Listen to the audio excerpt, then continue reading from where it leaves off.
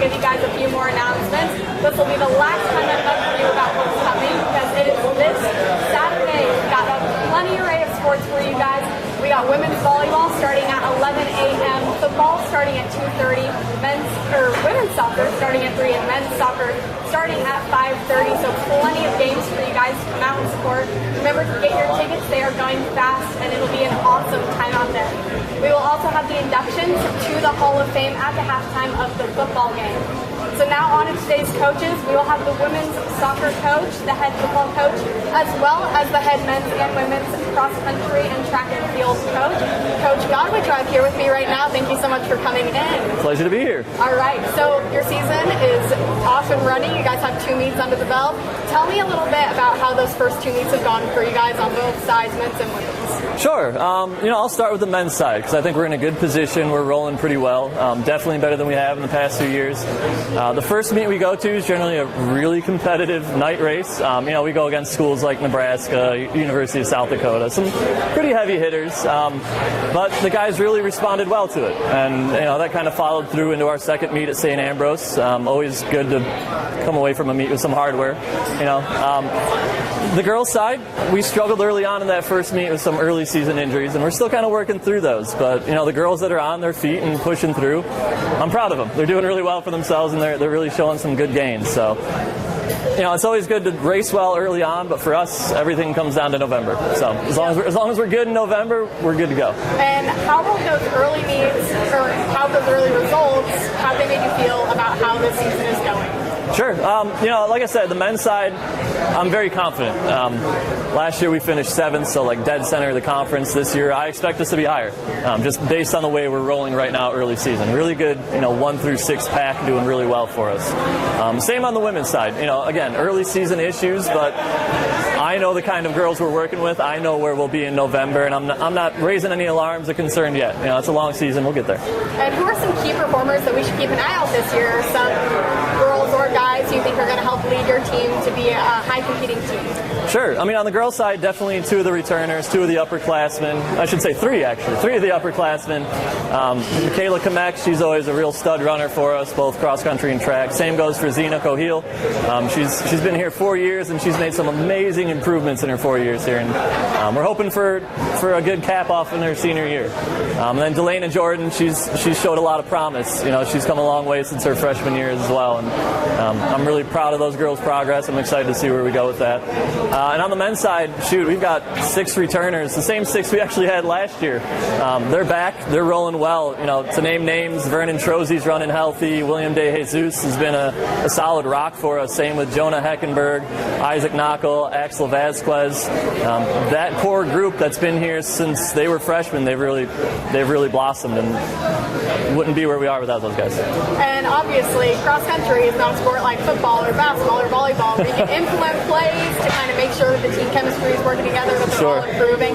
So what do you look for in a runner to make sure that they're competing at their highest level that they can? Sure. A lot of it's just hard work and consistency at the end of the day. You've got to put in those miles. You can't really hide from that fact. You've got to run a lot to be good at running. And so you've got to make sure you have the right personnel that can kind of handle that and won't just quit on you, for lack of a better word, because it is tough. And so, in race scenarios, you're absolutely right. There's only one shot. You get one race, one go. And it's just a matter of staying on top of it in practice and learning from each race to better yourself for the next one. And then how important, you guys had a little bit of time off before your next meet. How important is that time off to make sure that the girls and guys are staying healthy, making sure that they are eating right, sleeping enough, and just recuperating so that their bodies are ready for that next meet? Sure. It's really tough. We really redline our bodies. We push ourselves right to that edge. Hopefully don't go over. But we're always more or less broke down and beat up. It's a lot of running, and they're long races. So having a week without, it's not necessarily rest because we don't really stop running, but it's just good not to constantly be pushing into the red like we do on race days. And then just big picture, you guys have 4 more meets coming up for the national tournament. What are your big goals for the season? Yeah, so, it's always good to roll really well in mid-season meets. The higher we place, the better we do year to year. It's always good to have, but realistically, again, everything for us comes down to that conference meet in November, because that's where we need to perform well in order to advance to nationals. So it's only one race, one shot, one day. And so kind of everything we build towards that specific day, and it's just we give it our all that day, and so does everybody else. So it's a real fight, but we try to do our best, and we try to improve each year and be competitive in the conference.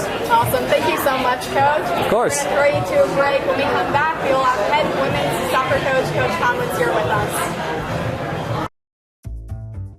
Hi, this is Michael, owner of the Wood Iron Grill in Oskaloosa on South 11th Street, your home for chef-inspired cuisine. From the delectable food that we serve to our gracious hospitality, the Wood Iron Grill provides a warm atmosphere with panoramic views of emerald fairways and rolling greenery. We're proud to call Oskaloosa home and proud to be awarded the best burger in the state. If you're looking for extraordinary flavor and impeccable service, it doesn't get any better than the Wood Iron Grill. Check out our events and special calendar online or on Facebook. It's more than an education. It's more than a degree. William Penn University is alive with opportunity. Opportunity in a diverse student body. Opportunity in a staff that works with your budget. Opportunity in over 30 programs of study. Opportunity in a classroom where your voice is heard. Find your future and the opportunities waiting for you. Start your planning today at wmpenn.edu and see why William Penn University is alive with opportunity. For nearly 40 years, Musco has specialized in the design and manufacture of sports and large area lighting solutions. From neighborhood ball fields to international speedways, Musco is committed to providing cost-effective lighting solutions and services you can rely on. For your budget, for the environment, Musco Lighting, we make it happen. All right, welcome back here to Wood Iron Grill. We got our second coach up in the lines for you guys, the head women's soccer coach, Annie Commons. Thank you for coming out. Thank you for having me.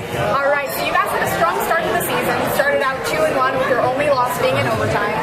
But since then, 0-4, you played some hard teams, only put up 1 goal. What are you guys focusing on to try and get back to where you guys started the season at? To be fair, we recognize that our goals have kind of dried out a little bit. That being said, I mean, we played a lot of ranked teams, and unfortunately, our last non-conference game was a number 12 ranked team, and then we hit our conference season, and we've had one ranked team after another, and we continue to have CMU, and then after that, a week later, we've got Benedictine. But those are just tough teams, and frankly, in soccer we call it parking the bus. We have been parking the bus a little bit. We're looking to hit them on the counter and try not to get blown out of a game. And so far, I think we've done pretty well at that. We've been in every game. They've been competitive. Unfortunately, we've hit the post a couple of times. We haven't got that luck where it goes your way, where you get the rebound and it finds the back of the net, or you hit the post and it finds the back of the net. Ours end up the other way. So, I think our time is coming. Are you guys trying to use that momentum from those first few games and bring that into the upcoming schedule? Yeah, well, absolutely. I mean, we know, you look at those games that you circle on the schedule, and the games that you have that chance and you're competitive in, and more importantly, what I've been trying to do since I've been here is changing the culture and the idea that we win, lose, or draw, we compete in every game, and that's really what we've been concentrating more on. And the energy for the girls has been great. I mean, the results haven't gone our way, but to be fair, we've been in every game. With the exception of Columbia, and Missouri Valley was an 0-3 loss, but it was much closer than the score looked like. I could beg that 2 of their goals might have been referee errors, and we hit the post twice. So, I mean, we were in that game. It's your perspective, right? Your perspective is your reality. So we've been in every game. It's unfortunate, like even in Grandview, that was a tough loss. That was 2-1, and so, but the girls understand where we're at, and the morale is good. It's really upbeat. We had a great practice today. And so, Saturday's going to be another tough game. But we're embracing that, and we're embracing the role of trying to be the spoiler. Good. All right. Now, going back to what you said about the Grandview game, that was your second conference game this season. You guys came out to an early 1-0 lead. Ended up obviously losing 2-1, but still got that little shot on goal. You did give up 16 shots on goal, however. How are you guys working to make sure you guys can put a little bit more pressure on defense, more on the strategic side? What are you trying to focus on and implement? Yeah, so I kind of feel like those numbers are maybe a little skewed a little bit. I really feel like there's a difference between a shot on frame, the shot that's actually on goal that troubles your goalkeeper. Goalkeeper has to make a save. So I'd be interested to go back and know, and I haven't, to be frank, looked back because I'm preparing for Central Missouri on how many saves our goalkeeper had to make. And I don't think it was that many. They were firing a lot of shots from like way out, in weird areas and stuff like that really in reality weren't going to find the back of the net or trouble the thing. So I think that stat is a little bit skewed a little bit. But on the other side of that is, for the past 2 days and going in tomorrow, we have primarily been focusing on team defensive shape. How do we get numbers behind the ball? How do we force the ball outside and backwards so they're not getting good looks at the goal? If they want to fire from 35 yards out, and if they do and they beat our goalkeeper, well then you got to tip your hat to them. Great shot. But I think the odds are low. So, and that's kind of what we've been focusing on right now is just a little bit on the strategic side of the house and how we shape in our formation, tactically how we're going to play defense and get them to understand that they have to move defensively as a unit and defend as a unit. And how do you think you're going to match up this Saturday? I've been watching a lot of CMU film, and there's no way to cut it. They're really good, and they're fast and solid. And the other part is their bench is really deep. They could probably go 20 deep, and they don't miss much. The level of play doesn't go down that much. And so, in reality, we probably go 16 to 18 deep, maybe. We have a lot of injuries right now, and a lot of girls that are kind of playing with those. It's that kind of time of the season. You're playing with knocks and bruises and soreness and those kind of things like that. So, how we're going to match up, I know we're going to go into the game. I know our morale is good and we're going to fight hard. I'm really just going to look to make the game tough on them for what they're trying to do tactically on the attacking side of the house. And, we'll sit back and we'll absorb the pressure and look to hit them on the counterattack. So. And Coach, this year, just over a quarter of your team is freshmen or newcomers. Yep. So who would you say are some notable returners who are leading your team this year? Man, that's a good point. At some points in the Missouri Valley game and the Grandview game, we have 5 freshmen on the team. So our freshmen have been a bit of part of where we're going and what we're doing. But we have some great upperclassmen leadership. We call her the captains of captains is Kathy Niles, and what she does for the team, she really is the heartbeat and the backbone of the team. And what she does she's just utterly fantastic. It's really great. So Kathy's been great for us, and then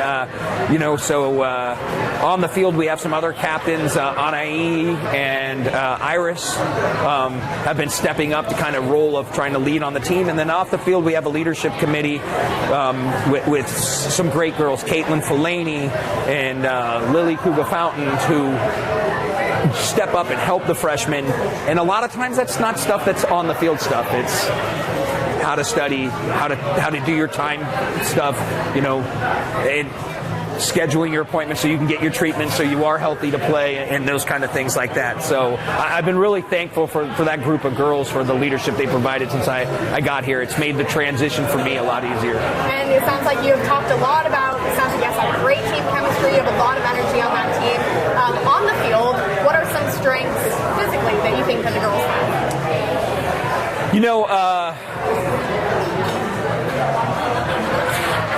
Probably, our biggest strength going into CMU and as we move forward in the season is them adjusting to playing as a team. And, it was a big culture change of what I brought in and what I insist on and how we play. And to be fair, you know, they took a little bit of time to adapt it, but in the last couple of weeks they've been all in. And it's made all the difference when we're playing these tough teams of looking at the scores from last year where they're 5-6-7-0, and now we're competing and we're in those games and so on and so forth.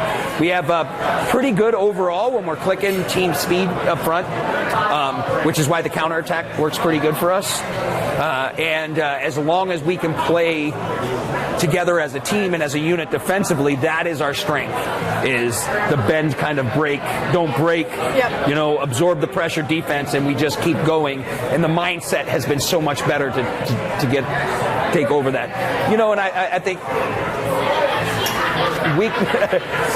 weaknesses wise, I think weaknesses wise is you know, we're probably just not as deep as we want to be. You know, it would be nice to be able to go a little bit deeper in the bench on the varsity squad, but you know, that's where we are as a program, and I think we're going to have another good recruiting class come in, and you know, so we're on the rise. I feel good about that. Good. All right. And just lastly, what are you most excited for this season?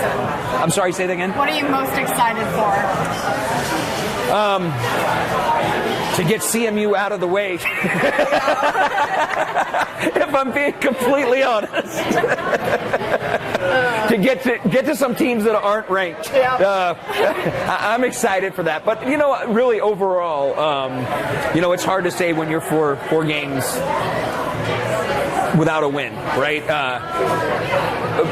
But the energy is great, and I'm excited about the culture change and how the girls are buying in and where we're going. And, you know, I really honestly in my heart feel like by the end of this season, you know, this will all come back around and we'll at least be at 500 or have a winning record. I think we're capable of doing that.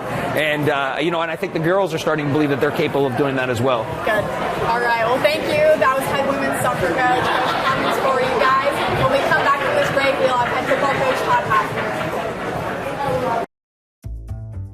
Hi, this is Michael, owner of the Wood Iron Grill in Oskaloosa on South 11th Street, your home for chef-inspired cuisine. From the delectable food that we serve to our gracious hospitality, the Wood Iron Grill provides a warm atmosphere with panoramic views of emerald fairways and rolling greenery. We're proud to call Oskaloosa home and proud to be awarded the best burger in the state. If you're looking for extraordinary flavor and impeccable service, it doesn't get any better than the Wood Iron Grill. Check out our events and special calendar online or on Facebook. It's more than an education. It's more than a degree. William Penn University is alive with opportunity. Opportunity in a diverse student body. Opportunity in a staff that works with your budget. Opportunity in over 30 programs of study. Opportunity in a classroom where your voice is heard. Find your future and the opportunities waiting for you. Start your planning today at wmpenn.edu and see why William Penn University is alive with opportunity. For nearly 40 years, Musco has specialized in the design and manufacture of sports and large area lighting solutions. From neighborhood ball fields to international speedways, Musco is committed to providing cost-effective lighting solutions and services you can rely on. For your budget, for the environment, Musco Lighting, we make it happen.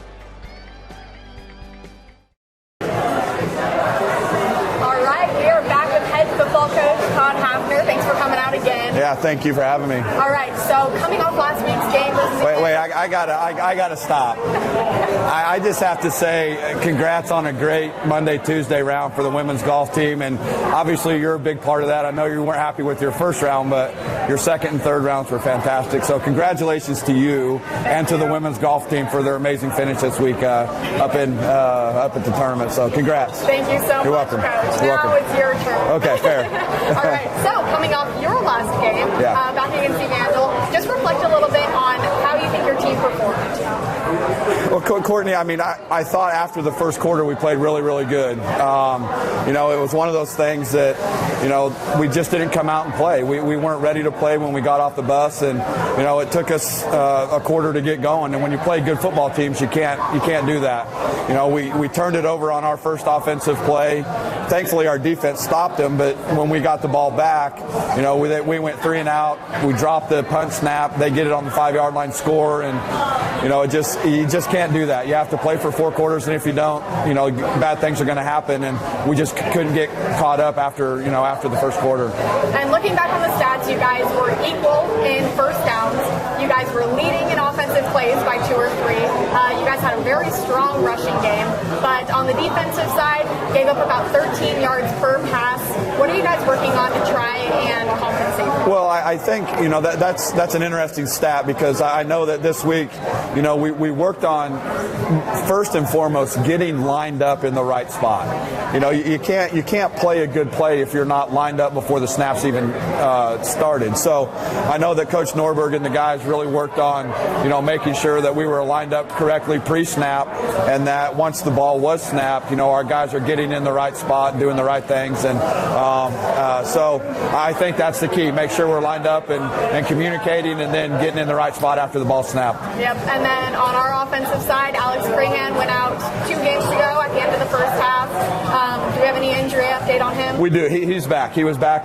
He was released to practice on Tuesday, so he practiced all week. Had a really good week. He feels good. You know, and with the week off, he actually said he feels a little bit fresher. You know, so you know, we didn't want him to have a week off, but the fact that he did, he feels good, and he had a good week. We're happy to have him back. Perfect. And then without showing your hand, what adjustments have you guys made to prepare for this upcoming homecoming game? Well, I think first and foremost, we needed to have a good week of practice. You know, we talked about it on Sunday that, you know, we can't play well on Saturday if we don't prepare well Tuesday, Wednesday, Thursday, Friday. And our guys took that to heart, and we had a great practice Tuesday, great practice Wednesday. Feel really good about today.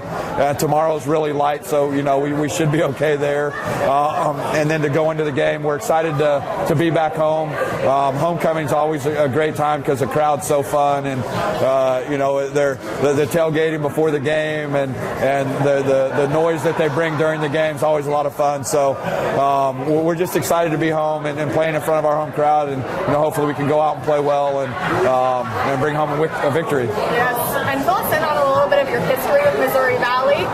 How do you think you're going to match up this year? Well, you know, the past few years we've matched up very well. You know, early on they beat us a couple times. I think we went back and forth for a couple years, but we've kind of had their number the last 3 years. You know, hopefully we can continue that. They have a very good football team. You know, their quarterback's really dynamic, so, you know, we'll have to figure out a way to keep him contained and from keep him from, you know, making big plays down the field with his legs and things like that. So it'll be fun. It'll be interesting. Our kids will be excited. You know, hopefully the crowd will be excited and have tailgated for a while, if you know what I mean. And so, you know, we can bring the excitement to them, and they can bring the excitement to us, and we can go out and have fun. Yeah, but I heard from Little Birdie, you're really good friends with the Missouri Valley head coach. So how does that conversation look with you guys? Do you talk? So we do, actually. I mean, Coach Tross, such a good guy, and he was the NAIA football president the 2 years before I was, and so we had a lot of communication.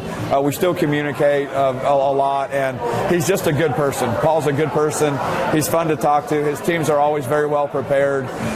So, you know, when you play against your friends, you know, just the competitive side, you want to win, you know, but it's a lot easier to shake his hand after a game when we win than when it goes the other way. So, but no, Coach Tross is a great man, and he's done a wonderful job at Missouri Valley with his team this year and teams in the past.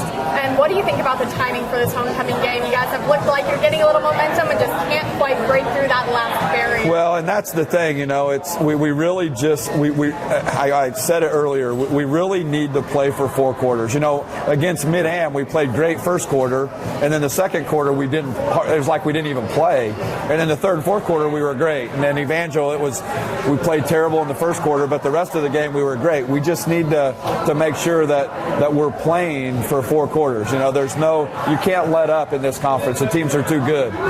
So if we don't play for 4 quarters, it'll be a dogfight. If we come out and we play well and put a full game together, I honestly think that it could be a good day for us. Yep, and do you kind of look at this game like a turning point? If you guys know you can beat them, you're going into this knowing it's a huge home crowd, you have everybody behind your backs. Do you think if they win this game, you'll get a little bit more momentum? Yeah, I mean, momentum's huge, and after the, I think, I'm not an excuse person, but having the short week after the very excitable win, it really just took us a little bit to get going that week. And so, the fact that we've had a good week and that our kids are prepared really makes us feel good. And the momentum that we could gain from a win this week and carry it into next week could be huge, because then after next week's our bye week. So if you could happen to win a couple here, right before your bye, you really gain the momentum, go into your bye week on a high note, and really start to get prepared for the conference schedule. Awesome. Well,